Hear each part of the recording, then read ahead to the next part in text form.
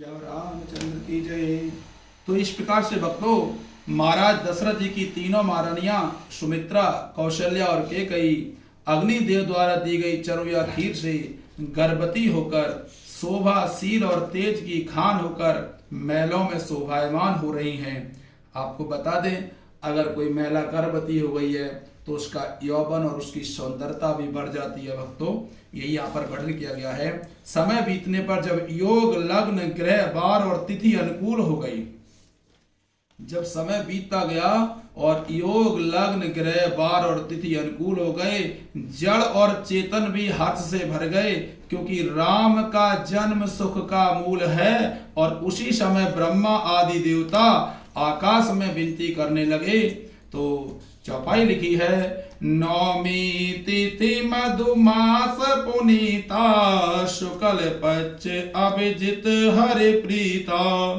इसे वाल्मीकि जी ने रामायण में लिखा है, श्लोक के माध्यम से। वो संस्कृत में पूरी लिखी है भक्तों। ततो यज्ञे संसते तो ऋतूनाम षट् समत्योः, ततश्च द्वादशे मासे चैत्रे नवमिके तिथौ, नक्षत्रे अदिति देवत्ये स्वोच्च संस्थेषु पंचसु, ग्रहेषु कर्कट लग्ने पाकपता बिंदुना सहे, प्रोदमाने जगन्नाथं सर्वलोक नमस्कृतं, कौशल्या जनयद रामं दिव्य लक्षण संयुतम। ये वाल्मीकि रामायण के बालकांड में 18वें सर्ग में श्लोक लिखा हुआ है। इसका अर्थ सुनिए। उस चरु या घीर के ग्रहण करने के पश्चात 6 ऋतुओं के बीतने पर चैत्र के शुक्ल पक्ष की, चैत्र मास में भगवान राम का जन्म हुआ था। शुक्ल पक्ष था, नवमी तिथि थी, नक्षत्र पुनर्वसु था, लग्न कर्क थी, और कौशल्या देवी ने दिव्य लक्षणों से युक्त सर्वलोक वंदित श्री जगदीश्वर श्री रामचंद्र जी को जन्म दिया। उस समय सूर्य, मंगल, शनि, गुरु और शुक्र, ये 5 ग्रह अपने अपने उच्च स्थान में विद्यमान थे, तथा लग्न में चंद्रमा के साथ गुरु विराजमान थे। ये हमने आपको यहाँ जो ग्रह, नक्षत्र, लग्न, तिथि बताई है, ये सब अनुकूल थे। अर्थात आपको बता दें कि चैत्र मास में शुक्ल पक्ष में जिस पुत्र की प्राप्ति होती है, अगर उसे सद्मार्ग दिखाया जाए और सही राह पे लाया जाए, तो निश्चित ही वह श्री रामचंद्र जी के कर्तव्यों को अनुग्रहित करता है और रामचंद्र जी की भक्ति में लीन रहता है, और निश्चित ही रामचंद्र जी भगवान उसका कल्याण करते हैं।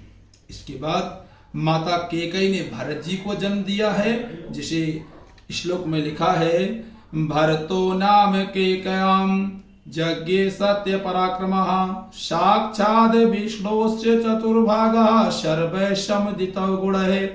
तदंतर केकई से सत्य पराक्रमी भरत का जन्म हुआ, जो साक्षात भगवान विष्णु के स्वरूप भूत पायस जो खीर दी थी, चतुर्थांश से भी न्यून भाग से प्रकट हुए थे। ये भी समस्त सद्गुणों से संपन्न थे। इसके बाद एक श्लोक है जिसमें वर्णन किया गया है कि रानी सुमित्रा ने लक्ष्मण और शत्रुघ्न, सुमित्रा जी ने 2 पुत्र को जन्म दिया है, श्री लक्ष्मण जी और श्री शत्रुघ्न जी। कौशल्या जी ने भगवान राम को जन्म दिया है, और जो सबसे कम खीर का हिस्सा मिला था केकई जी को, उन्होंने भैया भरत को जन्म दिया है। तो बताना चाहेंगे, अथ लक्ष्मण शत्रुघ्नौ सुमित्रा जनयत सुतौ, वीरो सर्वास्त्र कुशलो विष्णुर्धर समन्वितो। अर्थात इसके बाद रानी सुमित्रा ने लक्ष्मण और शत्रुघ्न, इन 2 पुत्रों को जन्म दिया। ये दोनों वीर साक्षात भगवान विष्णु के अर्ध भाग से संपन्न और सब प्रकार के अस्त्रों की विद्या में कुशल थे। अध्यात्म रामायण में इसे कैसे लिखा है, यस्मिन् रमन्ते मुनयो विद्यया ज्ञान विफलवे, ताहा गुरु प्राह रामेति रमणाद् राम इत्यपि, भरणाद् भरतो नाम लक्ष्मणं लक्षणान्वितं, शत्रुघ्नं शत्रुहन्तारमेवं गुरुर्भाषत। अर्थात विज्ञान के द्वारा अज्ञान के नष्ट हो जाने पर मुनिजन जिनमें रमण करते हैं, अथवा जो अपनी सुंदरता से भक्त जनों के चित्तों को रमाते आनंदमय करते हैं, उनका नाम गुरु वशिष्ठ जी ने राम रखा। इसके पश्चात गुरु जी ने संसार का पोषण करने वाला होने से दूसरे पुत्र का नाम भरत रखा। समस्त सुलक्षण संपन्न होने से तीसरे पुत्र का नाम लक्ष्मण और शत्रुओं का घातक होने से चौथे पुत्र का नाम शत्रुघ्न रखा है। भक्तों, आप और हम भी बहुत ज्यादा भ्रमित रहते हैं। राम लक्ष्मण भरत शत्रुघ्न चारों भैया बोलते हैं, लेकिन ये क्रम नहीं है। आज आप लोग यहाँ पर ध्यान से श्रवण करें। राम के बाद नंबर भरत का है, भरत के बाद लक्ष्मण जी हैं और सबसे छोटे शत्रुघ्न हैं। आप और हम कंफ्यूज थे, वो यहाँ पर आपको हमने आपका भ्रम दूर किया है। तो मानव शरीर पाकर मनुष्य ईश्वर भक्ति प्राप्त कर सकता है। तो इसमें बताया है, पायो है मनुज तनु मोको तो मिलियो है आज, बार बार सो मोको कहो कहाँ पाओगे। तो देवगण आकाश में से पुष्प वर्षा कर स्तुति कर अपने अपने लोक को चले गए। समस्त लोगों को सुख देने वाले जगदाधार प्रभु श्री राम प्रकट हुए, जिसे तुलसीदास जी ने छंद के रूप में अपने श्री रामचरितमानस में वर्णित किया है, अंकित किया है। आप सभी भक्तगण इस स्तुति को ध्यान से सुनेंगे। आपका ये पूर्व से भी सुना हुआ होगा, हमेशा आपको भावार्थ सहित बताएंगे।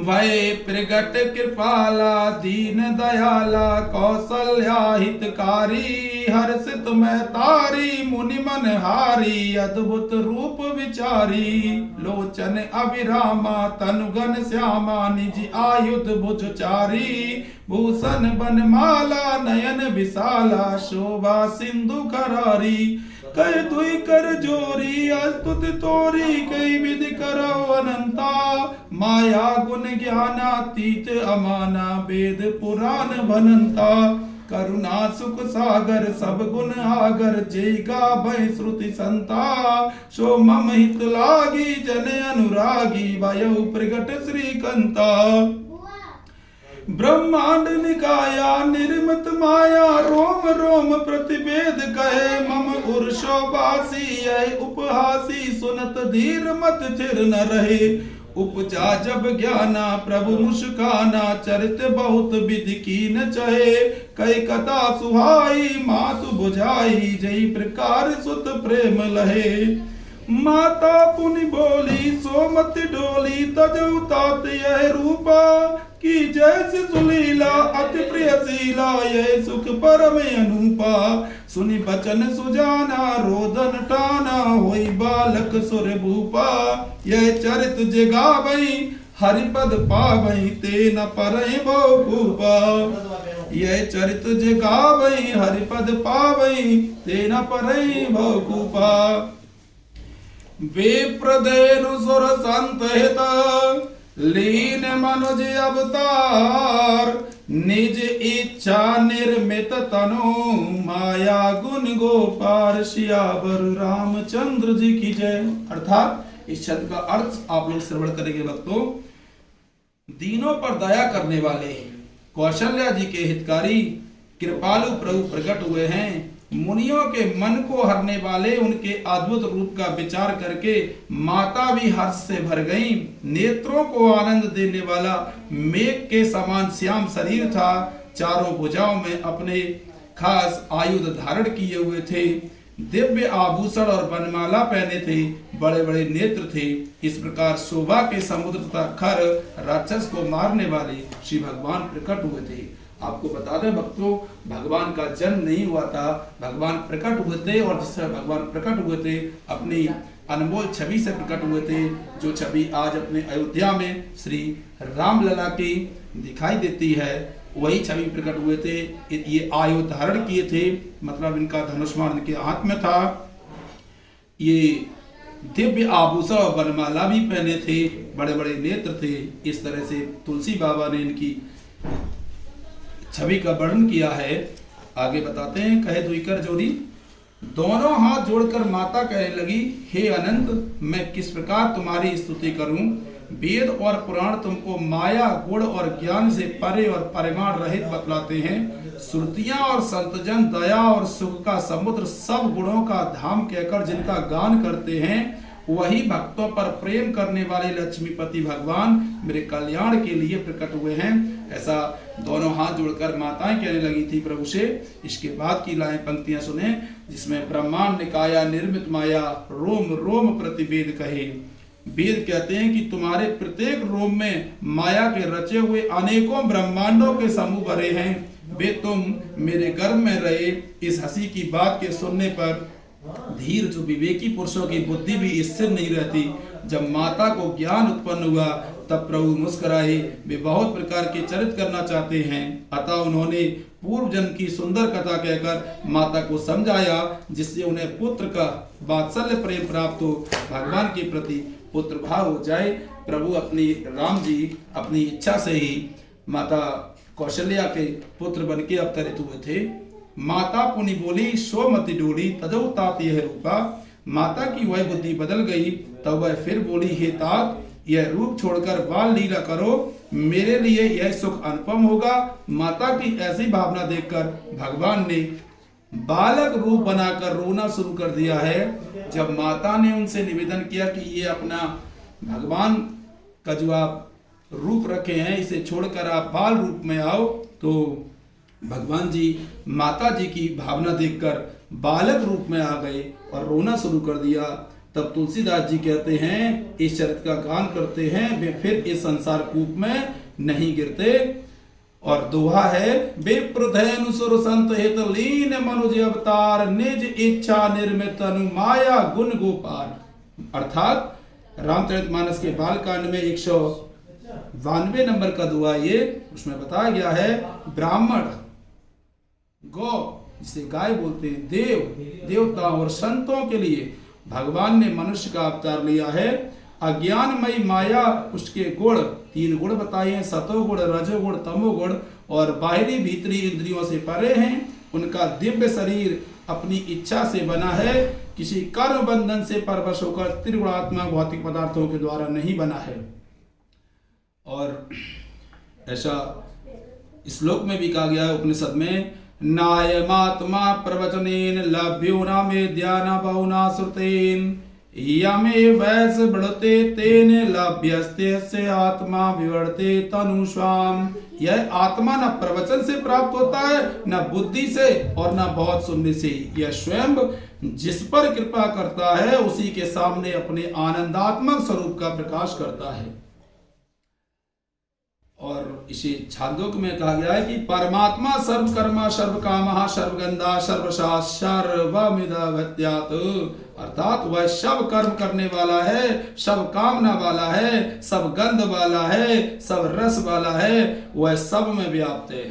तो महाराज दशरथ जी सोचते हैं कि जिसका नाम लेने से ही कल्याण हो जाता है, वे ही प्रभु मेरे घर आए हैं। उन्होंने बाजे बजवाए, गुरु जी को बुलवाया, गुरु जी ब्राह्मणों सहित राजद्वार पर आए और रूप राशि वाले अनुपम बालक को देखा। तो दोहा लिखा है बालकांड में, नंदी मुख सराध करे जात कर्म सबकीन, हाटक धेनु बसन मने नृप विप्रन कह दीन। अर्थात फिर राजा दशरथ ने नांदी मुख श्राद्ध करके सब जात कर्म संस्कार आदि किए और ब्राह्मणों को सोना, गौ, वस्त्र और मड़ियों का दान दिया। अयोध्यापुरी को सजाया गया जैसे कि आज 22 जनवरी 2024 को अयोध्यापुरी को सजाया गया है, ऐसा ही उस समय जब राजा दशरथ के पुत्र की प्राप्ति हुई थी तब अयोध्यापुरी को सजाया गया था। आकाश से फूलों की वर्षा होने लगी थी, सभी लोग ब्रह्मानंद में मगन हो रहे थे और कह रहे थे, अवध में आनंद भयो जय रघुबर लाल की, अवध में आनंद भयो जय रघुबर लाल की, कौशल्या के लालो भयो जय रघुबर लाल की, दशरथ घर लालो भयो जय रघुबर लाल की, कौशल में आनंद भयो जय रघुबर लाल की। इस तरह से वहाँ की स्त्रियां झुंड की झुंड थालियों में मंगल पदार्थ भरकर राजद्वार में प्रवेश करती हैं। महाराज ने सब किसी को सब कुछ दान में दिए। उन दान लेने वालों ने भी लुटा दिया। जिन्हें जो दान में चाहिए था वो ले गए। महाराज दशरथ जी इतने प्रसन्न थे। केकई और सुमित्रा ने भी सुंदर पुत्रों को जन्म दिया। केकई ने भरत को, सुमित्रा ने लक्ष्मण और शत्रुघ्न को पैदा किया, जिनके नाम गुरु जी आगे रखेंगे। भाव है कि केकई ने एक पुत्र को और सुमित्रा ने 2 पुत्रों को जन्म दिया। अयोध्या में आनंद छा रहा है। उस पर्वानंद में सूर्य भी अपनी चाल भूल गए और 1 महीना अयोध्या में मास दिवस कर दिवस बा मरम न जाने कोई, अर्थात सूर्य भी अपनी रास्ता भूल गए। और इस समय भी आप लोगों ने देखा होगा पिछले कुछ दिनों से धूप नहीं निकल रही है, सूर्यदेव के दर्शन नहीं हो रहे हैं। तो अपन ये भी अर्थ लगा सकते हैं कि 22 जनवरी को रामलला का जो कई 500 साल बाद अपना स्थान जो ग्रहण कर रहे हैं, तो इसलिए सूर्य वहां पर है। आप पता कर लीजिए, अयोध्या में इस समय धूप निकली हुई है और अपने यहाँ कोहरा छाया हुआ है, सूर्यदेव नहीं दिख रहे हैं। तो मास दिवस कर दिवस बा मरम न जाने कोई, अयोध्या में ही बीत गया 1 माह। सूर्य भी अपनी चाल भूल गया और 1 महीना अयोध्या में बीत गया, लेकिन इस रहस्य को कोई जान नहीं पाया है। भगवान शंकर भी कहने लगे, हे पार्वती, मैं और काक भुसुंडी दोनों चोरी छिपे मनुष्य रूप में अयोध्या की गलियों में आनंद मगन होकर फिरते थे। जिसे चौपाई में लिखा है, नाम कर्ण कर अब सरजानी भूप बोली पठये मुनि ज्ञानी। नाम रखने का समय समझकर दशरथ जी ने गुरु जी को बुलवाया और गुरु जी बोले, इनके नाम अनेक अनूपा मैं रप कायब स्वमति अनुरूपा। जो आनंद सिंधु सुख राशि सी करते त्रिलोक सुपासी। सो सुख धाम राम रसनामा अखिल लोकदायक विश्रामा। अर्थात 11 दिन बीतने पर महाराज ने बालकों का नामकरण संस्कार किया। उस समय महर्षि वशिष्ठ ने प्रसन्नता के साथ सबके नाम रखे। उन्होंने सबसे ज्येष्ठ पुत्र का नाम राम रखा। श्री राम महात्मा थे, परमात्मा थे। केकई के पुत्र का नाम भरत रखा। सुमित्रा के 2 पुत्र में से एक पुत्र का नाम लक्ष्मण और दूसरे पुत्र का नाम शत्रुघ्न निश्चित किया। ये उपनिषद में सूत्र भी लिखा है, आप लोग श्रवण करें। रमन्ते योगिनो अनन्ते नित्यानंदे चिदात्मनि इति राम पदे नाशो परम ब्रह्मा विधीयते।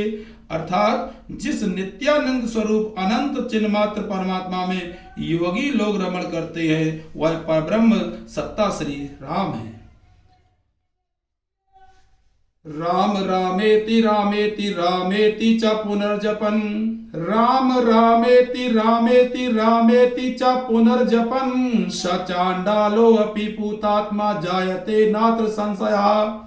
राम राम राम बोलने से चांडाल भी पवित्रमात्मा हो जाता है। ऐसा पावन नाम राम रख दिया। मानस का वचन है, श्री रामचरितमानस में लिखा है, सो अज प्रेम भगति बस कौशल्या की गोद। वह कहीं से आया हुआ नहीं है, नित्य विद्यमान है, पूरे बानों की गति है, स्वयंभू अजन्मा है, उत्पत्ति और पलय का स्थान है। मैंने अभी आपको पहले ही बताया था, भगवान श्री राम जी का जन्म नहीं हुआ है, वो प्रकट हुए हैं। भय प्रकट कृपाला दीन दयाला कि प्रकट हुए हैं, फिर से इसमें वर्णन किया गया है। और यहाँ पे राम नाम का बहुत अति विस्तार वर्णन किया है, जिसमें ज्येष्ठ पुत्र का नाम राम रखने के बाद में वशिष्ठ जी ने कहा, हे महाराज दशरथ, आपका यह पुत्र सुख का खजाना और संपूर्ण लोगों को शांति देने वाला होगा। आपका जो दूसरा पुत्र है वो संसार का भरण पोषण करने में समर्थ होगा, उसका नाम भरत है। दूसरा पुत्र भरत है। भक्तों ध्यान रखना, आप और हम लक्ष्मण जानते हैं, इसमें साफ साफ लिखा है दूसरा पुत्र भरत है। विश्व भरण पोषण कर जोई ताकर नाम भरत अस होई। जाके सुमरन ते रिपुनासा नाम शत्रुघ्न वेद प्रकाशा। अर्थात दूसरा पुत्र आपके भरत है और तीसरे पुत्र का नाम शत्रुघ्न है, उसका नाम शत्रुनाशक होगा। गुरु जी ने चौथे पुत्र का नाम, यहाँ लक्ष्मण जी को चौथा पुत्र बताया गया लक्षण धाम राम प्रिय सकल जगत आधार, गुरु वशिष्ठ ते राखा लक्ष्मण नाम उदार। जो शुभ लक्षणों के धाम श्री राम जी के प्यारे और सारे जगत के आधार हैं, गुरु वशिष्ठ जी ने उनका लक्ष्मण ऐसा श्रेष्ठ नाम रखा। गुरु जी ने नाम रखने के बाद में महाराज दशरथ से कहा, आपके ये चारों पुत्र वेद के तत्व हैं, जो मुनियों के मन, भक्तों के भगवान और भगवान शिव के प्राण हैं। उन्होंने तुम्हारे प्रेम बस लीलावतार लेकर भक्तों का मंगल करने को धराधाम पर आए हैं। चारों बालक महाराज दशरथ के आंगन में अनेक प्रकार की लीला करके सबको आनंदित करते हैं। सभी बालक अलौकिक रीत से बढ़ते हैं। एक दिन छोटे छोटे राम लक्ष्मण भरत शत्रुघ्न आंगन में खेल रहे थे। हाथ में माखन रोटी लग रही थी, उनके शरीर में थोड़ी थोड़ी रज लगी थी। उस समय राम जी की शोभा देखते ही बनती थी। और इसी